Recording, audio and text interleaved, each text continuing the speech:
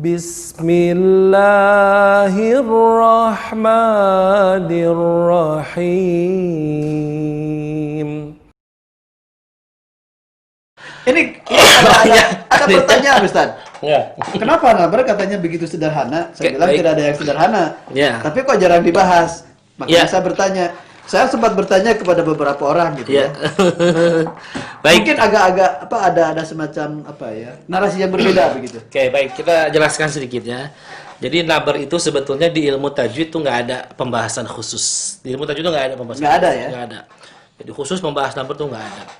Tetapi beberapa ulama begitu, beberapa pakar lah, ahli di bidang tilawah itu membuat satu rumusan lah, kaidah tentang cara membaca Al-Qur'an dengan karakter orang Arab begitu ya. Jadi memang karena kita ini membaca Al-Qur'an dan Al-Qur'an itu bahasanya kan bahasa Arab, otomatis harus menggunakan bahasa Arab. Saya kasih contoh begini. Kita mau ke mana? Ke Medan lah begitu kan? Otomatis kita tuh akan terbawa bahasa Medan kan? Berapa ini ya? Nah, balik ke Bandung berapa? Ada gayung sedikit. Ke Jawa berapa, Mas? Nah, berarti intinya nabar itu ada di semua daerah ada. Kayak cengkok Ya. atau irama bahasa, slang bahasa. Ya. Kalau dalam bahasa gitu ya. Intonasi bahasa.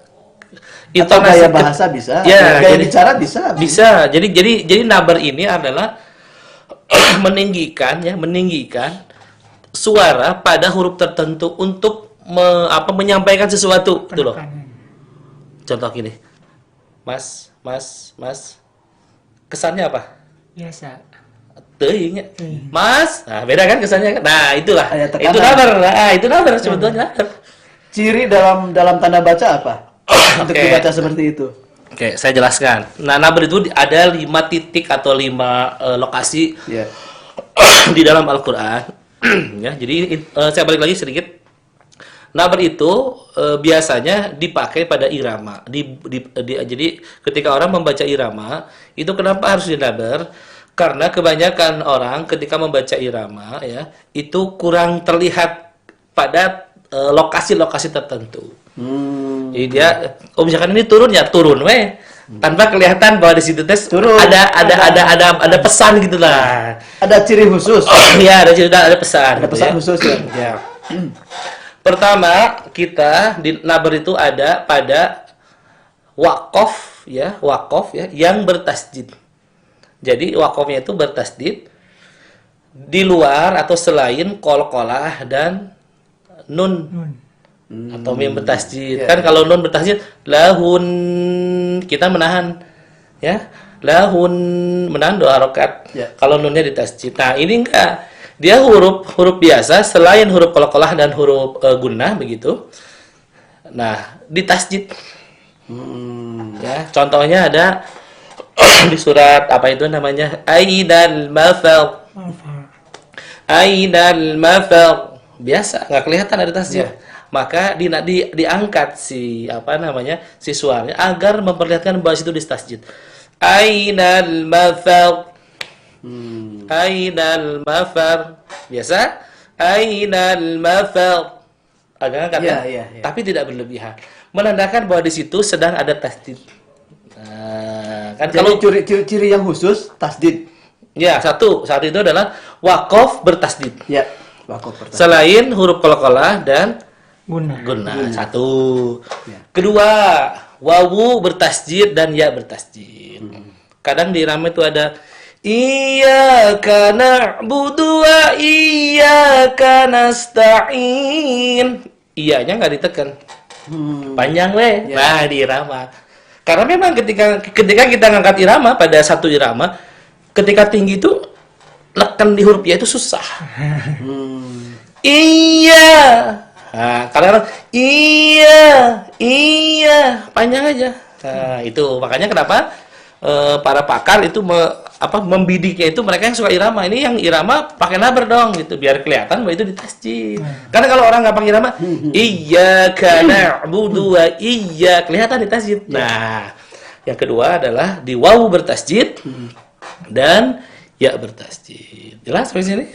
Yang ketiga, Mad lazim atau panjang yang di depannya ada huruf bertasdid atau sering disebut mad lazim musyaqqal kalimi seperti di waladhdallin. Waladhdallin. Enggak kelihatan nabarnya. Waladhdallin. Sedikit memperlihatkan Sedikit tapi beda gitu. beda. Terasa gitu ya. Terasa begitu kan. Nah itu nabar. Kemudian yang keempat, nabar itu ada pada situasi di mana di situ ada hamzah waqaf. Hamzah waqaf. Contoh misalkan minas sama.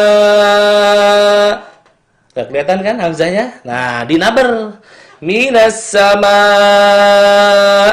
Nah, ada suaranya kan? Ada, tapi tidak lebay ya. Walaupun enggak usah. Ini mah lain nabarnya, ada ruas. Minas sama. Kebanyakan orang baca minan nisa. Nggak kelihatan, di situ ada hamzah. Nggak terasa. Nah, begitu. Nah, yang terakhir, itu nabar ada pada. Nah, ini harus orang paham bahasa Arab, ya. Ada pada yang namanya alif tasniyah dan wawu jamak gugur. Naon deunya? Alif tasniyah itu adalah alif yang ada batuk-batuk kelanya. Bentar.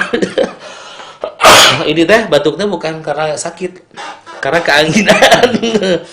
Yang pertama ada di alif tasniyah. Nanti ditanya di baki ya, apa alif tasniyah? Jadi alif tasniyah itu alif yang menandakan bahwa kata kerja yang sedang dibaca itu dilakukan dua orang. Contoh, qala satu orang, qala dua orang, ya. Jadi mat lagi apa namanya? Fi'il madi ya. Qala pertama satu orang, huwa qala dua orang. Nah, ketika membaca dalam Al-Qur'an kata-kata qala yang huwa domirnya dengan qala huma domirnya bergabung atau bertemu dengan alif lam, maka akan dibaca sama. Betul nggak? Jadi yang panjangnya nggak ada, seperti waladhdallin, maka di waladhdallin pun itu alifnya sedikit dinabar agar kelihatan bahwa situ wala dua harokat. Kebanyakan orang dipanjangkan, harusnya ada tekanan sedikit memperlihatkan bahwa alif di situ adalah alif yang memanjangkan huruf la. Sama ya, di contoh salah satu surat adalah di surat Yusuf, fastabaqal baba. Jadi jangan dibaca fastabaqal baba, nggak kelihatan, seperti seakan-akan itu ada satu orang, padahal dua orang yang mengerjakan. Maka dinabar, diangkat sedikit intonasinya, fastabaqal baba. Begitu. Yang satu lagi wawu jamak gugur. Wawu jamak gugur itu adalah wawu yang ada pada domir hum. Solihu, soliha, solihu.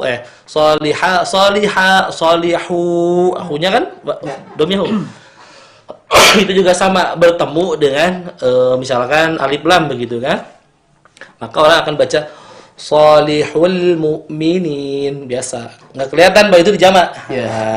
Maka ditekanlah ini nabar Salihul mu'minin. Nah, jadi intinya adalah nabar itu mengangkat intonasi ya pada bacaan tertentu di harokat tertentu untuk menegaskan sesuatu begitu. Terutama mereka yang menggunakan irama, kadang-kadang ya, fokusnya di irama kan? Jadi nabarnya nggak kelihatan seperti itu. Itu Kang Deddy, nabar teh. Tapi sebenarnya mungkin bagi yang sudah paham seperti setingkat Ustadinya, bahwa nabar sudahlah di luar kepala gitu ya. Ya kan begitu ya? Ya, betul. Tapi bagi seperti saya yang sedang belajar menghadapi ini kadang-kadang menjadi beban. Ya, betul.